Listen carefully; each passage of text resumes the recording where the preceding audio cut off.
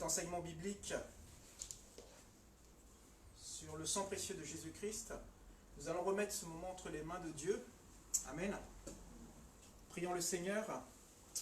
Seigneur notre Dieu, notre Père, nous voulons te louer et te rendre grâce pour ta bonté, ta fidélité, Seigneur. Merci pour ta parole, qui est la vérité, ta parole qui est vivante, ta parole qui est puissante, Seigneur, ta parole qui ne revient pas à toi sans effet, Seigneur, qu'elle puisse accomplir ce qu'elle doit accomplir dans nos cœurs, Seigneur, afin de nous transformer, afin de nous faire grandir, Seigneur, spirituellement, Seigneur. Merci, Saint-Esprit, toi qui es notre guide, notre professeur, toi qui es notre maître, toi qui es notre instructeur, de nous enseigner comme il convient, pour la gloire de notre Dieu. À toi, Seigneur, soit la gloire. Merci, Seigneur. Au nom de Jésus-Christ, nous t'avons prié. Amen, amen. Amen. Donc, ce soir, le thème que Dieu a mis dans mon cœur, c'est le sang précieux de Jésus-Christ. Alors, c'est un sujet vaste. Donc, on va essayer de le faire rapidement et clairement. Amen. Donc, on va commencer par l'introduction, donc par rapport au sang. Amen. Donc, le sang est constitué de globules rouges, globules blancs et des plaquettes. Et il a une importance fondamentale donc, dans notre fonctionnement biologique. Hein, c'est un produit de la création. La science n'a rien trouvé pour le remplacer. Il n'y a ni substitut, ni équivalence. Donc, créé chez l'adulte dans la moelle osseuse, il fait le tour de notre corps en 23 secondes. Il est véhiculé grâce à environ 100 000 km de vaisseaux pour irriguer 30 milliards de cellules. Les globules rouges, nous allons commencer avec les globules rouges. Donc, c'est 25 milliards dans 5,5 litres de sang. Et la durée de vie d'un globule rouge est de 120 jours. Une goutte contient 250 millions de globules rouges. Et la taille, c'est 1 millième de 1 millimètre. Et tous les globules rouges empilés feraient la circonférence de la Terre, c'est-à-dire à peu près 40 000 km. Donc, le globule rouge, il se renouvelle dans la moelle osseuse.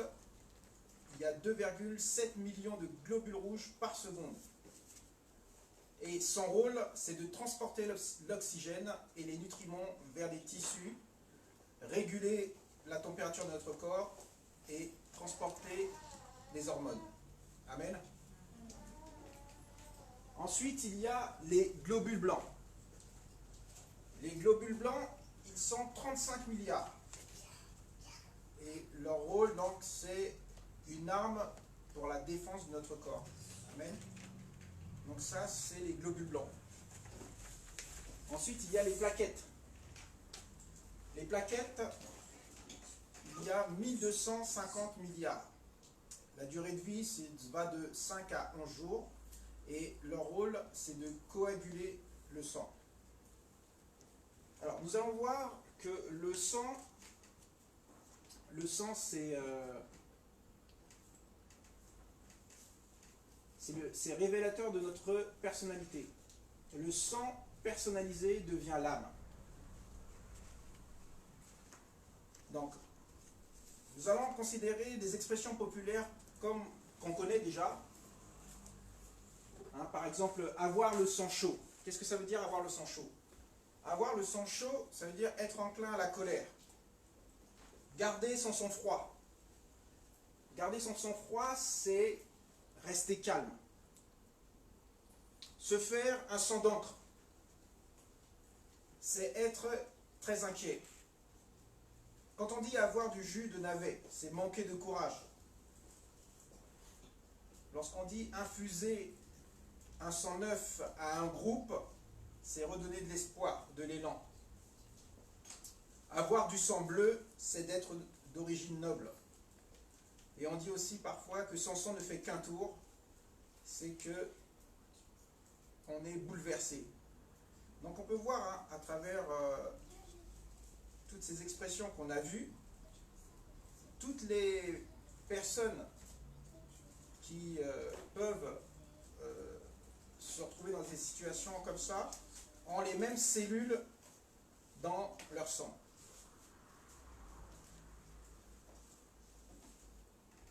On va voir ce que dit le sang dans la Bible. Alors dans l'Ancien Testament, il est utilisé 200 fois. Le sang en hébreu, dam, sang répandu, meurtre, crime d'homicide. Dans le Nouveau Testament, il est utilisé 80 fois. Le sang en grec, haïma, sang, hommes, animaux, source de la vie, sang versé, être tué, avec violence, tué tout court. Alors il y a 3 domaines où on voit le sang dans le cannibalisme, le péché, et on va voir héritage. Donc, premièrement,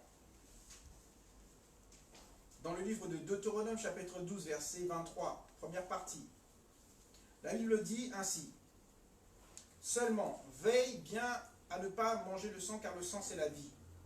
La Bible condamne le cannibalisme, pratique existant depuis la nuit des temps jusqu'à aujourd'hui. On peut constater la popularité des histoires de vampires, de cannibales, et dans la Rome impériale, il arrive aussi que des spectateurs se précipitent dans l'arène pour boire le sang des gladiateurs morts. Ce sang est censé guérir les épileptiques et de porter bonheur si l'on y trempe les cheveux. Sous la Révolution française, le sang des aristocrates guillotinés était parfois offert aux pauvres, comme boisson reconstituante, et il est attesté que des enragés dévorèrent le foie de leurs victimes lors des massacres de septembre 1792. Il y a aussi des faits divers. Le 29 décembre 2013, un SDF d'une vingtaine d'années est arrêté à Colombes après avoir avoué qu'il avait égorgé le compagnon avec lequel il partageait un abri. Le jeune homme a indiqué qu'il avait bu son sang. Et puis aussi dans tous les films que l'on peut voir aussi au cinéma, à la télé, il y a beaucoup de films qui parlent du cannibalisme. Donc depuis la haute antiquité, le sang a toujours été considéré avec crainte et respect. Aujourd'hui, il existe une psychose. Là, on parle du coronavirus. Mais il y a une époque, c'était le sida qui prenait beaucoup d'ampleur dans le monde. Et comme vous le savez tous, le sida cause l'effondrement de notre défense immunitaire. Aujourd'hui, on peut voir aussi que des gens peuvent mourir d'un rhume. Ce qu'il faut savoir, c'est que 2 personnes meurent dans le monde chaque seconde, toutes causes confondues. 120 par minute. Une personne meurt dans le monde des conséquences du sida toutes les 30 secondes, 2 par minute. Le péché a causé l'effondrement de nos défenses immunitaires sur le plan moral et spirituel. La conscience de l'homme est attirée par le mal. Observez l'état de notre planète. Si le sida tue le corps, le péché ruine l'âme et nous envoie directement en enfer. Et Dieu veut guérir ce sida spirituel. Le séropositif a le virus du sida. Cependant, il paraît en bonne santé. Et aujourd'hui, comme je vous disais, on parle du coronavirus. Il y a beaucoup de gens, comme on dit, ils peuvent avoir le virus, mais ils sont asymptomatiques. Donc ils paraissent en bonne santé, mais ils ont le virus. Certains dans notre entourage paraissent en bonne santé spirituelle. On leur donnerait le bon Dieu sans confession. Mais la Bible dit qu'eux aussi ont contracté de façon congénitale le virus du péché. Amen. Romains 3, 23 dit, je lis la parole de Dieu, Romains chapitre 3, verset 23.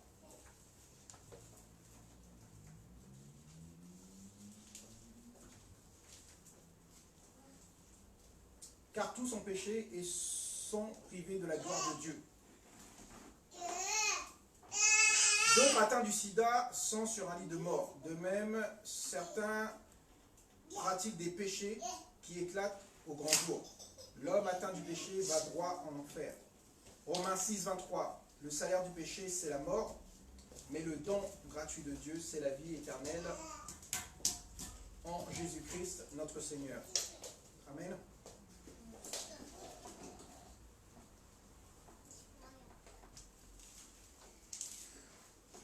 Donc, comme je disais, le virus du péché contracté de façon congénitale et mortelle. Romains 3, 23 et 6, 23 qu'on vient de lire.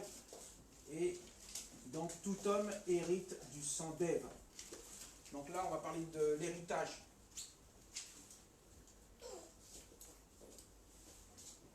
Alors, l'homme a besoin d'un sang neuf, d'un sang pur, pour commencer une nouvelle vie, avec un nouveau cœur, sur une nouvelle route, vers un nouvel horizon. D'après la Bible, tout homme hérite du sang d'Adam et Ève.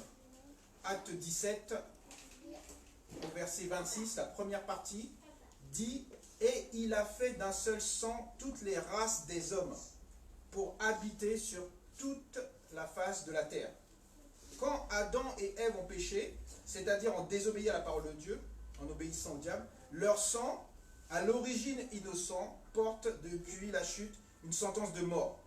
Ce même sang qui coule dans nos veines, depuis, nous portons tous le péché et la mort dans notre sang. C'est ce sang moral, spirituel, qui touche à notre âme. Nous qui sommes en France, vous connaissez, je ne sais pas si certains de vous connaissent le chant La Marseillaise, ce chant patriotique. À un moment, ils disent qu'un sang impur abreuve nos sillons. Seuls les ennemis des Français ont un sang impur. Selon Dieu, nous avons tous un sang impur. Et nous allons voir d'après Jésus, d'après la parole de Dieu, ce qui coule dans nos veines. Matthieu, chapitre 15, versets 18-19. La Bible dit, « Mais ce qui sort de la bouche vient du cœur, et c'est ce qui rend l'homme impur. En effet, c'est du cœur que viennent les mauvaises pensées, les meurtres, les adultères, l'immoralité sexuelle, les vols, les faux témoignages, les calomnies. Depuis l'entrée du péché dans le monde, l'homme est sous le poids d'une triple condamnation. » On va voir la triple condamnation depuis l'entrée du péché dans le monde.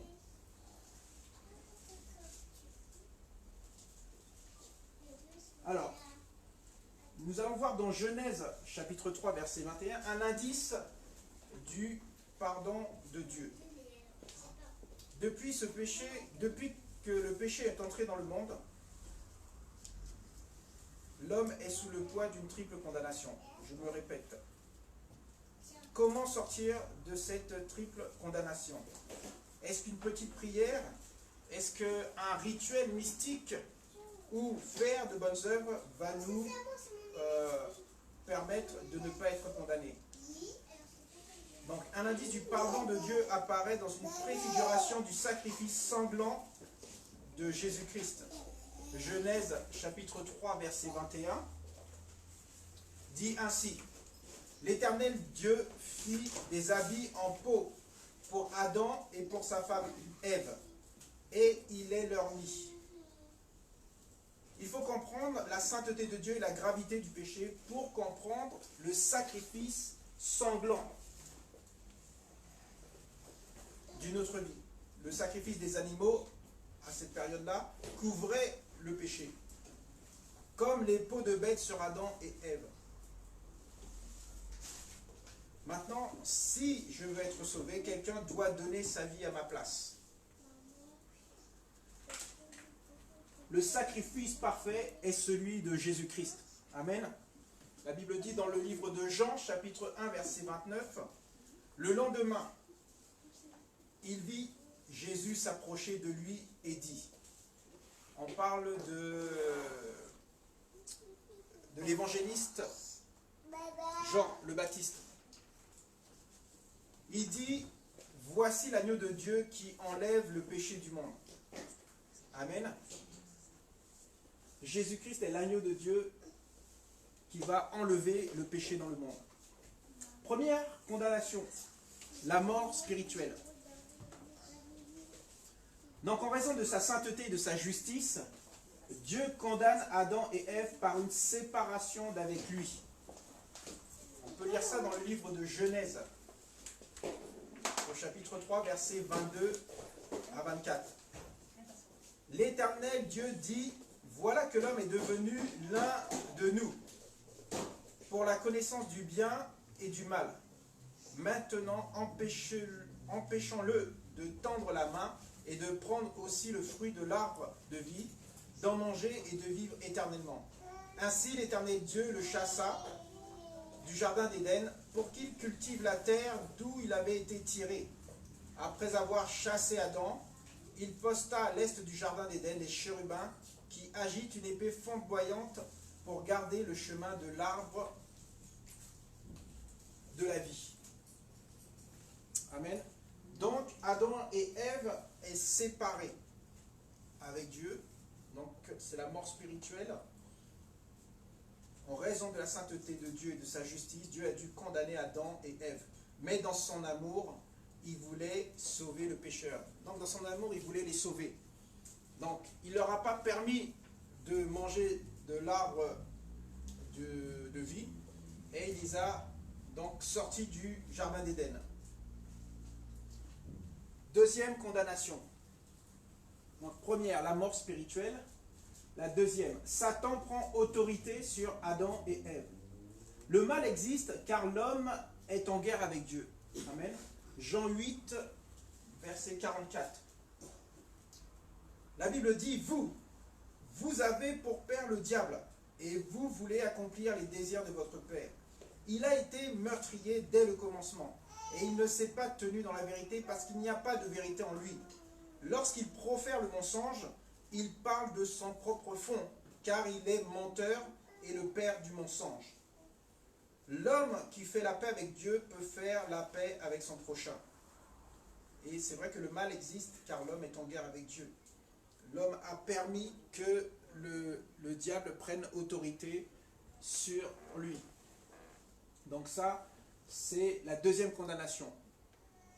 C'est Satan qui... Adam a permis à Satan de prendre la gouvernance de ce que Dieu avait confié à l'homme, c'est-à-dire la terre. Troisième condamnation, Adam et Ève se condamnent eux-mêmes. Ils se cachent par peur. Genèse chapitre 3, verset 10. La Bible dit, Adam répondit, « J'ai entendu ta voix dans le jardin et j'ai eu peur parce que j'étais nu. Alors je me suis caché. » Voilà. Il a eu cette révélation de la tenue dont il était. Il avait honte et il s'est caché. Troisième condamnation. Alors nous allons voir les fonctions du sang. L'efficacité du sang de Jésus-Christ pour notre corps et pour le corps du Christ, c'est-à-dire l'Église. Alors le sang de Jésus-Christ est efficace pour chacun d'entre nous. Il faut connaître la puissance du sang de Jésus pour connaître la puissance de Dieu. Alors toutes les expressions du Nouveau Testament faisant référence au sang versé par Jésus-Christ évoquent le sacrifice sur la croix de Golgotha pour les péchés d'une humanité perdue. Jésus-Christ ne pouvait pas ressusciter des morts si son sacrifice sanglant n'avait pas été accepté par le Père. C'est la confirmation que l'œuvre de la croix est parfaite, que le sang versé pour nos péchés a été accepté par le Père. Donc, nous allons voir cinq choses. Premièrement, le nettoyage. Le nettoyage, c'est la purification. Le sang de Jésus-Christ nous purge spirituellement. 1 Jean chapitre 1 verset 7. La Bible dit, mais si nous marchons dans la lumière, tout comme Dieu lui-même est dans la lumière, nous sommes en communion les uns avec les autres. Et le sang de Jésus-Christ, son Fils, nous purifie de tout péché. Il faut savoir que selon la loi donnée par Dieu à Moïse, tout était purifié par le sang. Donc le bon état de notre sang est vital pour la vie physique. Prise de sang, saignée, connue depuis l'Antiquité, encore pratiquée dans certaines maladies. Le sang élimine les déchets. Sinon, nombreuses maladies en conséquence on aurait pu avoir si ce sang ne faisait pas son rôle. Donc la purification par le sang de Jésus-Christ est continuelle. Pas besoin de jeûner, de faire des sacrifices, de se flageller pour être purifié par Dieu. Le sang de Jésus-Christ agit toujours dans la lumière. Le Dieu de la Bible est un Dieu de lumière qui chasse les ténèbres. La Bible dit dans le livre de Jean, chapitre 3, verset 19, « Et voici quel est ce jugement. La lumière est venue dans le monde et les hommes ont préféré les ténèbres à la lumière parce que leur manière d'agir était mauvaise. Si tu accueilles l'Esprit de Dieu, il mettra en évidence les ténèbres en toi. » Dans Jean, le livre de Jean toujours, chapitre 7, verset 7, la Bible dit « Le monde ne peut pas vous détester, tandis que moi, il me déteste parce que je témoigne à son sujet que sa manière d'agir est mauvaise. » Le péché déforme l'image de Jésus-Christ en nous. Aujourd'hui, on est empoisonné par le péché. On n'élimine plus. Le sang de Jésus-Christ, lui, nous purge spirituellement. Amen. Et on voit, c'est plus clair, même dans la vie des femmes. On a ce sang qui nettoie le corps des femmes, ce qu'on appelle les menstruations. Voilà. Donc le sang nettoie vraiment le corps. Donc ça, c'était la première partie. Deuxièmement, nourrir. Nourriture. Le sang nourrit toutes les cellules de notre corps, selon les besoins de chaque partie du corps, dans les bonnes proportions. Le sang de l'agneau nourrit les cellules du corps de Christ, selon les besoins, avec une bonne proportion. Moins d'1 minute au sang pour faire le tour de notre corps, le corps est nourri continuellement. Souvent, nous voulons des vitamines A, B, C. Le sang va nous donner des vitamines X, Y, Z. On connaît rarement nos véritables besoins. Dieu, lui, les connaît tous. Amen. La Bible dit dans le livre de Matthieu, chapitre 6, verset 33, « Cherchez d'abord le royaume de Dieu et la justice de Dieu, et toute chose vous sera donnée par-dessus. » Amen. Donc c'est vrai qu'on n'a pas besoin de longs discours. Seigneur, tu sais ce dont j'ai besoin. Merci pour toute la nourriture que tu apportes pour mon corps, pour mon âme et mon esprit. Ça, c'est une prière. C'est pour ça que la Bible nous enseigne à chercher d'abord le royaume de Dieu et la justice de Dieu. Tout le reste nous seront donnés. Et voilà. Donc nous devons garder nos regards sur Jésus-Christ et non sur nos besoins. Avoir les yeux fixés sur le royaume de Dieu et sur sa justice. Chacun a des problèmes spéciaux. Mais nous avons un Dieu qui est le grand spécialiste de tous les problèmes, de chaque problème. Donc le sang nourrit notre corps comme le sang du Seigneur Jésus-Christ nourrit le corps du Christ, c'est-à-dire l'Église. Ensuite, équilibre, contrôle. Donc le sang contrôle la température de notre corps. Thermorégulation, stabilisation de notre température. Le sang de Jésus-Christ nous équilibre aussi spirituellement. Lisons la Bible dans le livre de Éphésiens chapitre 4 verset 15. Il est écrit « Mais en disant la vérité dans l'amour, nous grandirons à tout point de vue vers celui qui est la tête, Christ. Professez la vérité dans l'amour. Certains n'ont que l'amour, qui justifie tout, qui tolère tout et fait des compromis. On ne peut plus rien dire. On a affaire ici à de la sentimentalité. Si on n'aime pas quelqu'un, on ne lui dit pas la vérité. Jésus est mort car il a dit la vérité. D'autres n'ont que la vérité. Ils la défendent à coups de matraque. On accepte plus facilement la vérité par quelqu'un qui nous aime. Celui qui a la tête chaude manifeste de la fièvre. Donc, il faut aussi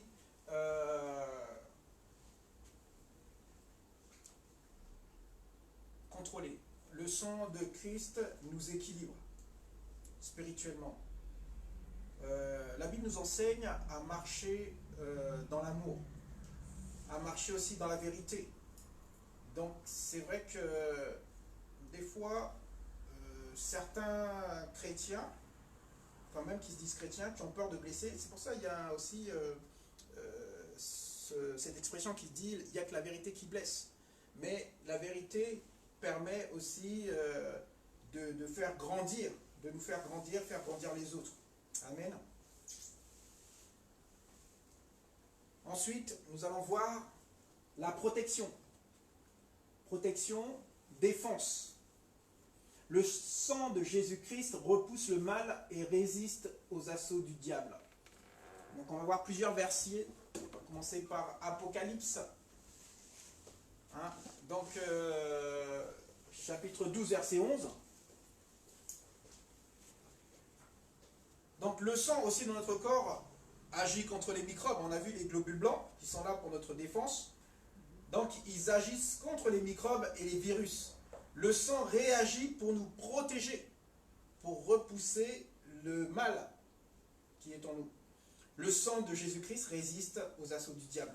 La Bible dit dans Apocalypse chapitre 12, verset 11, « Ils l'ont vaincu grâce au sang de l'agneau, grâce à la parole de leur témoignage, car ils n'ont pas aimé leur vie au point de craindre la mort. » Luc chapitre 10, verset 19, dit ainsi, c'est le Seigneur qui parle, il dit « Voici, je vous ai donné le pouvoir de marcher sur les serpents et les scorpions, et sur toute la puissance de l'ennemi, et rien ne pourra vous nuire. » Là, bien aimé, nous voyons que le sang de Jésus-Christ nous rappelle que nous avons reçu une puissance supérieure à celle du malin, à celle du diable.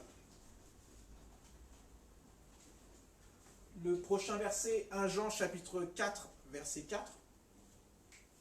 La Bible dit, « Vous, petits enfants, vous êtes de Dieu, et vous avez vaincu ces prétendus prophètes, parce que celui qui est en vous est plus grand que celui qui est dans le monde. » Le sang de Jésus-Christ nous rappelle que Jésus-Christ a vaincu.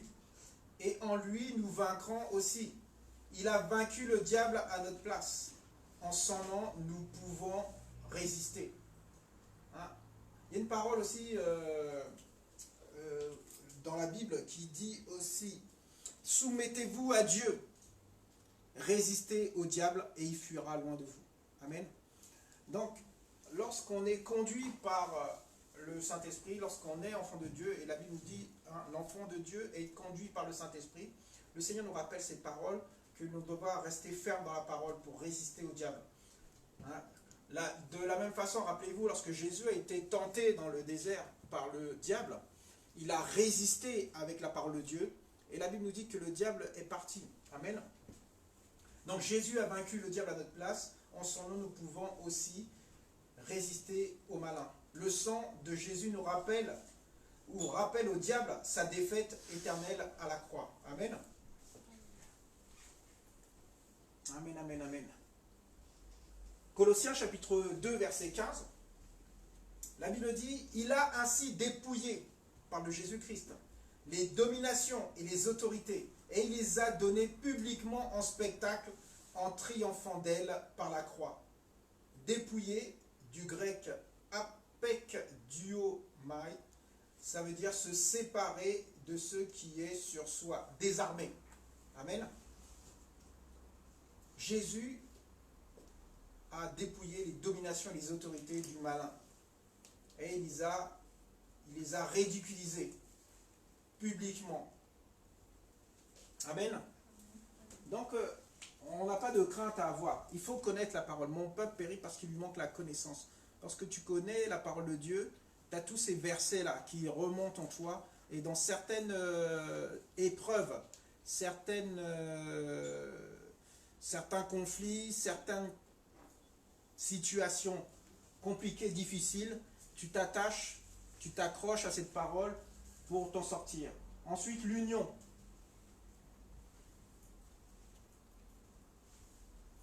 Le sang unit toutes les cellules de notre être.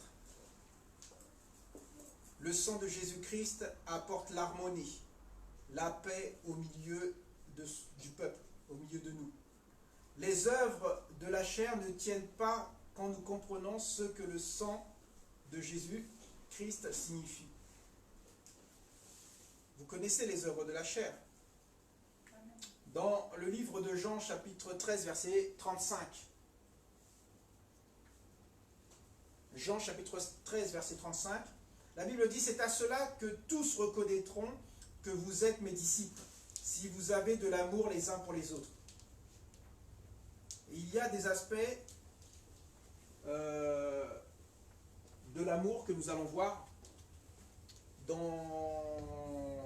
alors, 4 aspects de l'amour pour l'harmonie avec les autres. Il y a l'amour patient. Dans 1 Corinthiens, vous avez tout le chapitre de 1 Corinthiens, chapitre 13, qui parle de l'amour. L'amour de Dieu. 1 Corinthiens, chapitre 13, verset 4.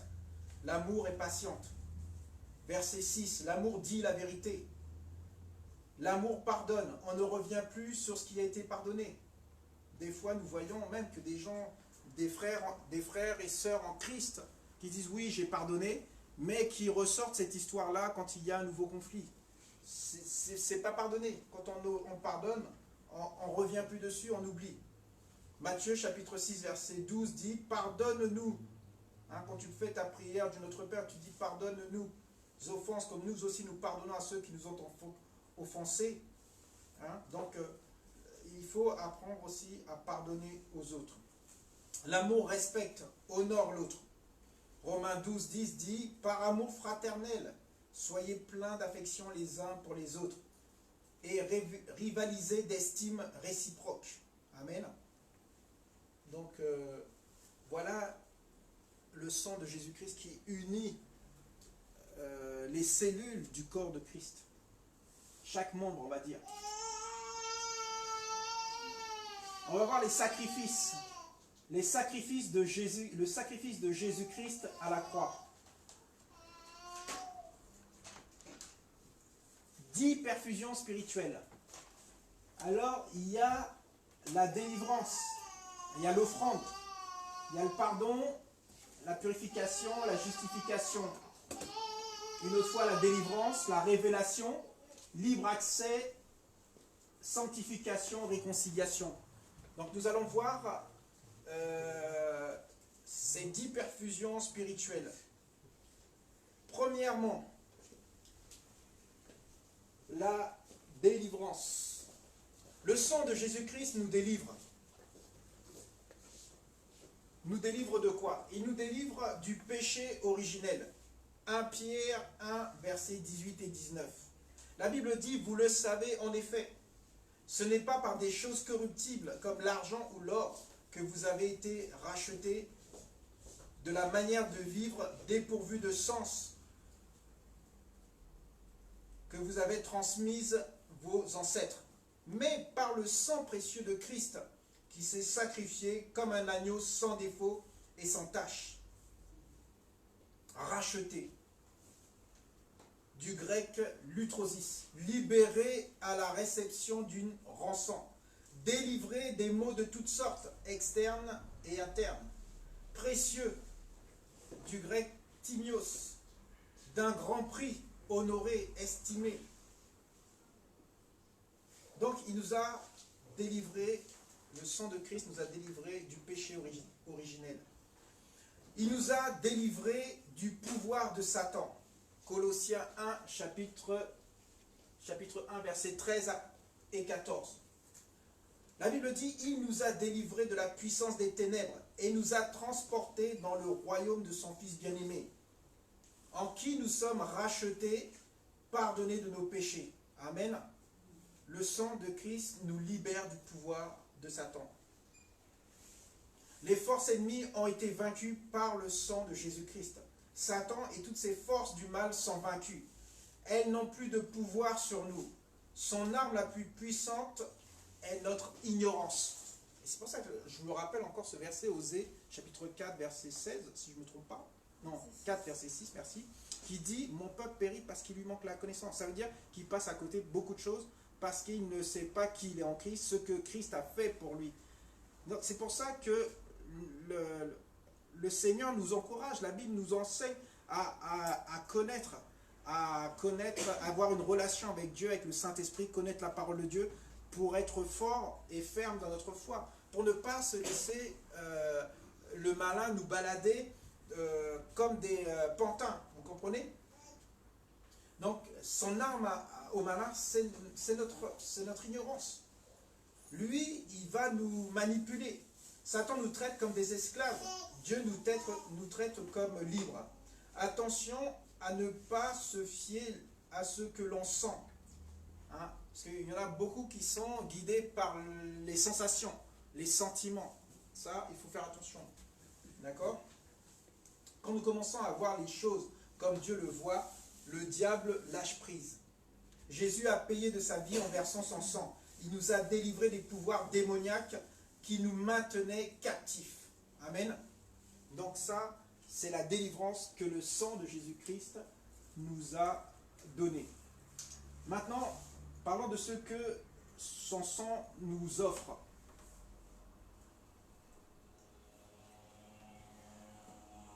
Donc le sang de Jésus-Christ est une offrande à Dieu. Hein, il s'est sacrifié. Voici l'agneau de Dieu qui ôte le péché du monde. Donc son sang est une offrande à Dieu. Éphésiens chapitre 5 verset 2. Et vivez dans l'amour en suivant l'exemple de Christ qui nous a aimés et qui s'est donné lui-même pour nous comme une offrande et un sacrifice dont l'odeur est agréable à Dieu. La Bible dit dans Hébreux chapitre 9 verset 22, « Or d'après la loi, presque tout est purifié avec du sang, et s'il n'y a pas de sang versé, il n'y a pas de pardon. » Donc tout péché commis mérite le jugement et la condamnation divine. Jésus a accompli ce que le Père exigeait pour le pardon de nos péchés. Tous ceux qui mettent leur confiance dans le sang de Christ, que Christ a fait couler à la croix pour le pardon de leurs péchés, peuvent être pardonnés. Amen. Exode chapitre 12 verset 13 dit « Pour vous en revanche, le sang servira de signe sur les maisons. Où vous vous trouverez, je verrai le sang, je passerai par-dessus vous. Et il n'y aura pas de fléau qui vous détruise quand je frapperai l'Égypte. » Vous vous rappelez, lorsqu'il y a eu les plaies d'Égypte, à un moment, Moïse a dit que tous les premiers-nés d'Égypte vont mourir. Le peuple d'Israël, à ce moment-là, avait mis le sang de l'agneau sur les linteaux, sur les portes. Et lorsque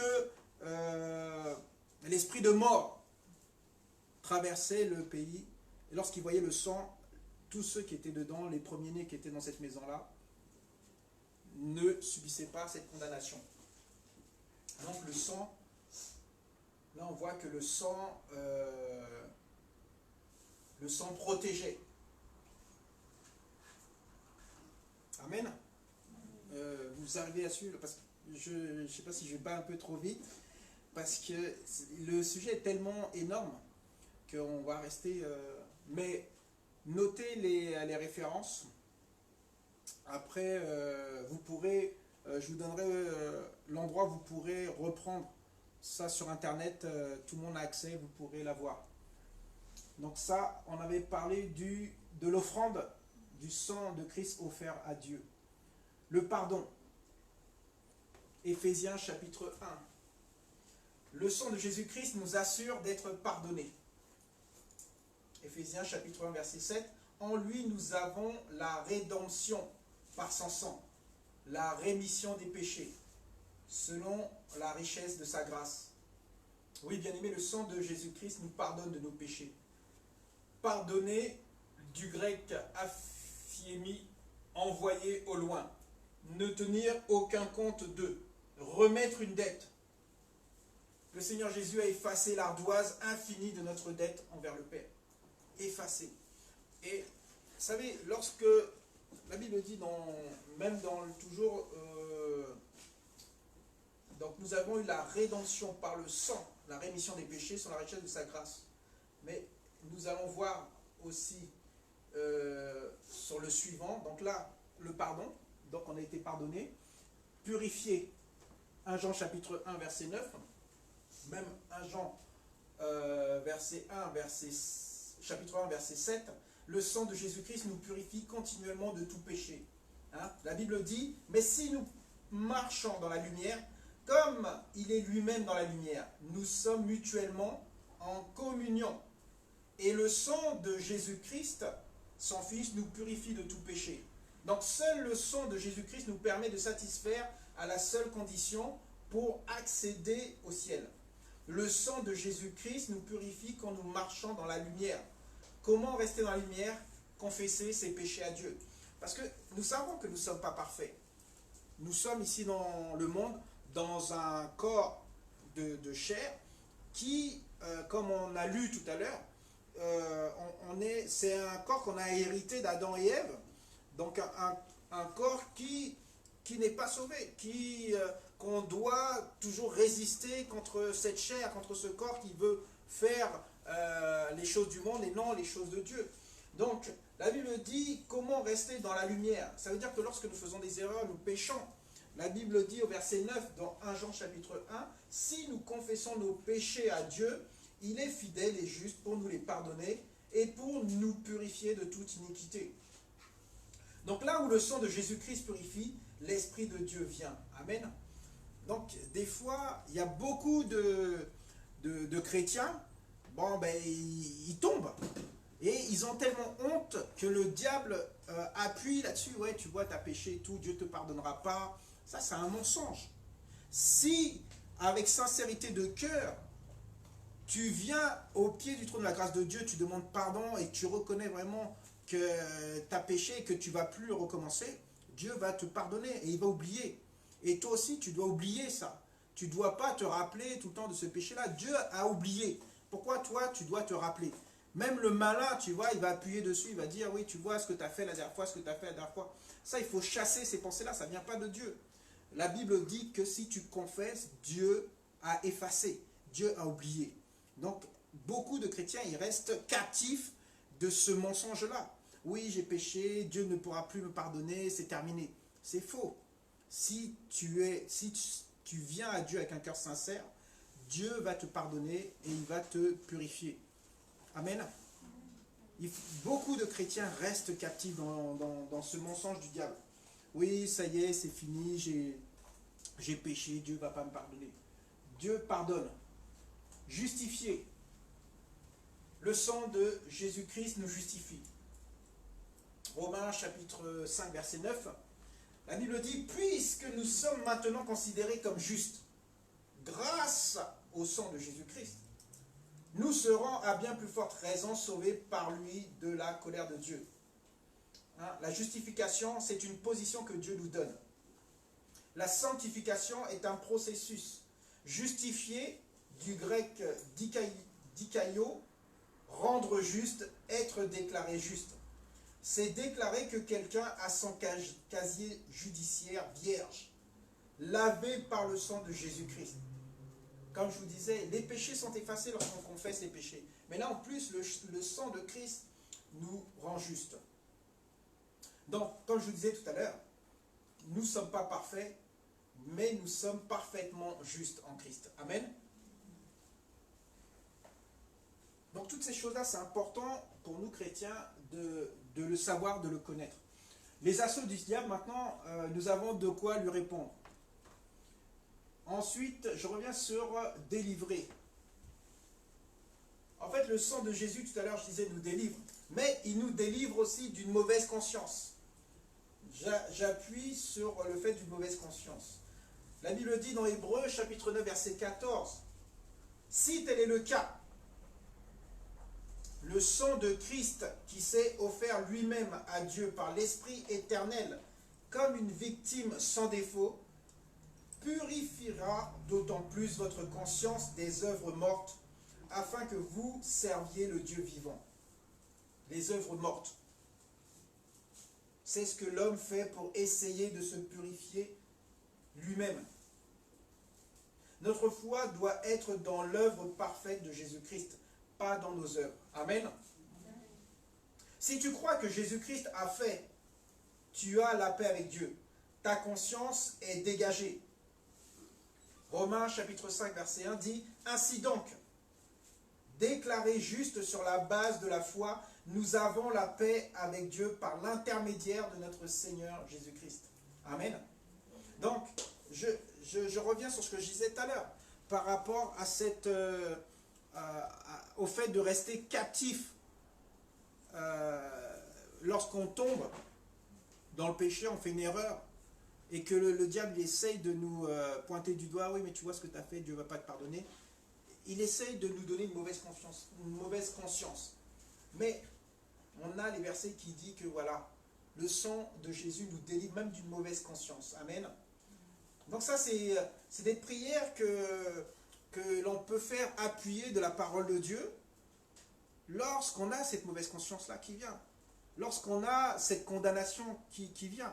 Rappelez-vous, la Bible dit toujours dans Romains, il n'y a aucune condamnation pour ceux qui sont en Christ. Mais rappelez aux malins la parole de Dieu aussi. Il faut rappeler au diable en disant, non, mais la Bible dit que je suis déclaré juste sur la base de ma foi parce que j'ai la paix avec Dieu par l'intermédiaire de mon Seigneur Jésus-Christ. Amen. Là, on est dans révélation. Le sang de Jésus-Christ nous révèle que nous sommes la propriété de Dieu. 1 Corinthiens chapitre 6, versets 19 et 20, que l'on doit connaître. Ne savez-vous pas que votre corps est le temple du Saint-Esprit qui est en vous, et que vous avez reçu de Dieu? Vous ne vous appartenez pas à vous-même, car vous avez été rachetés à un grand prix. Rendez donc gloire à Dieu dans votre corps et dans votre esprit qui appartiennent à Dieu. Donc plus besoin de gris-gris, de fétiches, de statues, de porte-bonheur. Tu es devenu la propriété de Dieu qui te protège. Dans l'Ancien Testament, tous ceux qui étaient couverts, aspergés par le sang, appartenaient à Dieu. Et on voit dans le temple de Dieu, je crois que c'est les Lévites qui aspergeaient les instruments, ils aspergeaient tout avec le sang de... Donc, bien aimé, on a le Saint-Esprit en nous. On appartient à Dieu. Donc, il faut aussi rappeler aux malins. Ça, tu dois avoir cette révélation en toi. Tu appartiens à Dieu, tu es un enfant de Dieu. Dieu te protège, Dieu est avec toi. À partir du moment où tu ne donnes pas accès aux malins pour saccager ta vie. Amen. Donc, il n'y a pas besoin de gris-gris, de croix, de machin. On peut avoir des croix. Mais il ne faut pas donner de la valeur à cette croix-là. Ce n'est pas une protection. C'est juste un rappel de ce que Christ a fait à la croix. Mais le fait d'avoir une croix sur toi ne va pas te protéger. C'est le Saint-Esprit qui est en toi. Toi, tu es un enfant de Dieu. C'est ta foi en Dieu qui te protège. Ce n'est pas la croix que tu vas porter sur toi. D'accord? Non, parce que souvent, il y en a qui disent « Ah ouais, mais pourquoi tu as une croix, ceci ?» Ça dépend quelle importance que tu donnes à la croix. Ce n'est pas interdit d'avoir des croix. La croix sans le Christ, bien sûr. Parce que Christ n'est plus sur la croix. On est d'accord? Donc on peut avoir une croix pour dire, voilà, on est chrétien, on appartient à Dieu. Mais on ne doit pas mettre sa foi dans cet objet-là. D'accord? Le prendre comme un fétiche, un gris-gris, un truc comme ça. Donc, la révélation, libre accès. Donc, le sang de Christ nous donne libre accès dans la présence de Dieu. Hébreux chapitre 10, versets 19 et 20, dit « Ainsi, frères et sœurs, nous avons par le sang de Jésus-Christ l'assurance d'un libre accès au sanctuaire. Cette route nouvelle et vivante qu'il a inaugurée pour nous au travers du voile, c'est-à-dire de son propre corps. Tous les enfants de Dieu peuvent venir dans la présence de Dieu. Dans le temple, il n'y avait que les souverains sacrificateurs qui avaient ce libre accès dans le Saint des Saints. Mais lorsque Jésus est mort, la Bible dit le voile a été déchiré. Ça veut dire que l'accès, Jésus a ouvert cet accès à tous les enfants de Dieu. Amen. Donc à la mort sur la croix, le voile du temple fut déchiré de haut en bas, en nous laissant le libre accès au lieu très saint. Marc chapitre 15, verset 38, le dit clairement que le voile du temple se déchira en deux depuis le haut jusqu'en bas. Amen. Donc le libre accès à Dieu notre Père, sanctifié. Ah, j'ai rien mis dedans. Alors, le sang de Jésus nous sanctifie. Hébreux chapitre 10, verset 29. Quelle peine bien plus sévère que méritera-t-il donc, à votre avis? Celui qui aura foulé aux pieds le Fils de Dieu, qui aura jugé sans valeur le sang de l'alliance, grâce auquel il a été déclaré saint, et aura insulté l'esprit de la grâce. Sanctifié du grec agiazo, être séparé des choses profanes, pour être dédié à Dieu, libéré de la culpabilité du péché, purifié de l'intérieur par le renouvellement de l'âme. Notre vie ne nous appartient plus. Dieu a un travail pour toi avec lui et on ne connaît pas le chômage avec Dieu, bien-aimé. Amen. Amen. Donc le sang de Christ nous sanctifie, nous met à part. Amen. Amen. Réconciliation. Le sang de Christ nous réconcilie avec Dieu. La Bible dit dans Isaïe chapitre 59, versets 1 et 2. Non, le bras de l'Éternel n'est pas devenu trop court pour nous sauver, ni son oreille trop dure pour entendre. Mais ce sont vos fautes qui ont fait séparation entre vous et votre Dieu. Ce sont vos péchés qui vous l'ont caché et l'ont empêché de vous écouter. Comme on a vu tout à l'heure dans Romains 3, 23, car tous ont péché et sont privés de la gloire de Dieu. Il existe un fossé profond et infranchissable entre le Dieu saint et l'homme pécheur. 1 Colossiens 1, 20. Il a voulu par Christ tout réconcilier avec lui-même, aussi bien ce qui est sur la terre que ce qui est dans le ciel, en faisant la paix à travers lui, par son sang versé sur la croix. Le sang de Jésus-Christ est notre sécurité contre la colère de Dieu à venir. Il nous préserve de tous les jugements de Dieu. Il est ta plus haute sécurité. Amen. Donc, Jésus nous a réconciliés avec le Père à travers son sang. Donc, le sang de Jésus dans l'Apocalypse. 3 pensées. L'amour de Dieu, le salut universel et la consolation. L'amour de Dieu. Apocalypse chapitre 1, verset 5. Et de la part de Jésus-Christ, le témoin fidèle, le premier-né d'entre les morts, et le chef des rois de la terre, à celui qui nous aime, qui nous a lavés de nos péchés par son sang. Dieu nous dit que tout tourne autour du sacrifice de Jésus-Christ. L'amour de Dieu, puis la délivrance de nos péchés. La psychologie chrétienne dit que Dieu nous aime car nous avons de la valeur. L'accent est mis ici sur l'homme. Mais la Bible dit que nous avons de la valeur car Dieu nous aime. L'accent est mis sur la grâce et sur l'amour de Dieu. L'un et l'autre sont antagonistes, contraires. Amen. Romains 5, chapitre 5, verset 8, dit « Mais voici comment Dieu prouve son amour envers nous. Alors que nous étions encore des pécheurs, Christ est mort pour nous. » Donc l'amour de Dieu n'a pas fermé les yeux sur le péché. Il a prouvé son amour pour nous alors que nous étions son ennemi. Loin de lui, rebelles, esclaves de Satan. Il nous donne son Fils en sacrifice pour nous pardonner, purifier, libérer de nos péchés, de la main du diable et de l'enfer éternel. Amen. L'amour de Dieu, bien-aimé. Un amour inconditionnel. Nous allons voir le salut universel. Apocalypse chapitre 5, verset 9. La Bible dit « Et il chantait un cantique nouveau en disant « Tu es digne de prendre le livre et d'en ouvrir les sceaux, car tu as été offert en sacrifice, et tu as racheté pour Dieu par ton sang des hommes de toute tribu, de toute langue, de tout peuple et de toute nation. » Pas de toute dénomination, de toute nation. Les dominations n'existent pas aux yeux de Dieu. Nous sommes tous enfants de Dieu.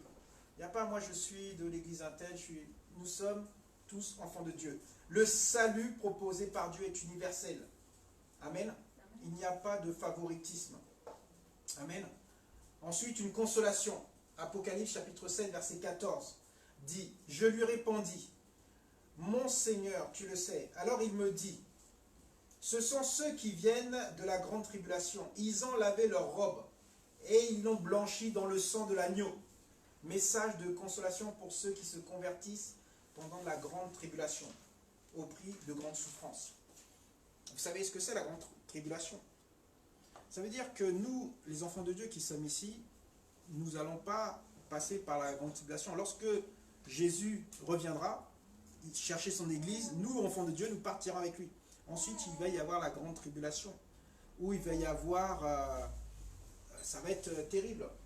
Mais là, Apocalypse 7,14 révèle que voilà, ceux qui auront lavé leur robe dans le sang de l'agneau, voilà, ils seront, et qui se convertiront à cette époque-là, pendant la grande tribulation, seront sauvés. Amen. Pour conclure,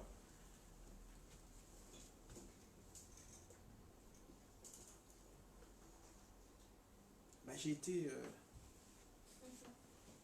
Alors pour conclure, donc le témoignage est important dans ce monde qui rejette Jésus-Christ. Bien aimé, il faut savoir que les religions ne sauvent pas notre âme. Le sang de Jésus-Christ nous sauve et rien d'autre. C'est un message exclusif. Et il y a un site qui s'appelle Get Religion qui rapporte selon des estimations basses qu'un chrétien serait tué toutes les heures à cause de sa foi. Nous devons craindre Dieu et pas les hommes. Je disais, j'envoie souvent des messages sur les réseaux sociaux et une dame m'a répondu, mais pourquoi il y a des chrétiens qui sont persécutés et tout ça? Mais la Bible nous parle des persécutions. C'est vrai pour nous, les Occidentaux, nous qui vivons dans des pays où nous avons la liberté de parler de Jésus. Nous sommes, c'est une grâce. Nous sommes bénis. Mais il y a des pays où ils ne peuvent même pas parler de Christ. Ils sont tués. Et c'est comme ça. La Bible nous dit qu'il y aura des persécutions.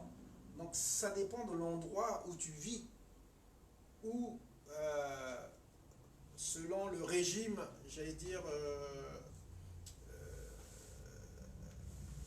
du gouvernement. Il y a des pays où tu peux parler de Dieu, d'autres pays tu ne peux pas. Donc nous devons craindre Dieu. Nous devons savoir que notre destination, c'est avec Christ. On ne doit pas rejeter Dieu pour plaire aux hommes. Vaut mieux mourir tué en gardant notre foi, en croyant en Dieu, que mourir ici sur terre sans Dieu et aller en enfer. Amen. Donc toute la Bible pointe du doigt au sacrifice de Jésus. Le sang de Jésus-Christ bat au rythme du cœur de l'Évangile. Le sang de Jésus est la sève de l'Évangile. Le sang de Jésus est un fondement essentiel de notre foi, sans lequel nous versons dans un évangile social. Le sang de Jésus est précieux aux yeux de Dieu et il devrait l'être pour nous aussi. Le corps glorieux de Jésus garde les marques de la croix pour nous rappeler éternellement ce qu'il a fait pour nous. Amen. Le sang de Jésus-Christ nous apporte la vie, la puissance de la vie, celle qui a ressuscité Jésus-Christ d'entre les morts. Hébreux chapitre 13 verset 20 dit « Le Dieu de la paix a ramené d'entre les morts notre Seigneur Jésus-Christ, devenu le grand berger des brebis, grâce au sang d'une alliance éternelle. » Alors toute personne qui fera appel au nom du Seigneur sera sauvée. Dans le livre de Actes chapitre 2 verset 21. Donc il incombe à chacun d'accepter personnellement l'acte accompli par Jésus-Christ sur la croix et d'en comprendre la portée éternelle. Le sang de Jésus a scellé la nouvelle alliance que nous commémorons jusqu'à son retour. À travers la Sainte Seine, dans 1 Corinthiens chapitre 11 verset 24-26, où il est écrit, après avoir remercié Dieu, il a rompu le pain et il a dit, prenez, mangez. Ceci est mon corps qui est rompu pour vous. Faites ceci en mémoire de moi. Et de même, après le repas, après il a pris la coupe, Et il a dit, cette coupe est la nouvelle alliance en mon sang. Faites ceci en mémoire de moi, toutes les fois que vous en boirez. En effet, toutes les fois que vous mangez ce pain et que vous buvez cette coupe, vous annoncez la mort du Seigneur jusqu'à ce qu'il vienne. Amen.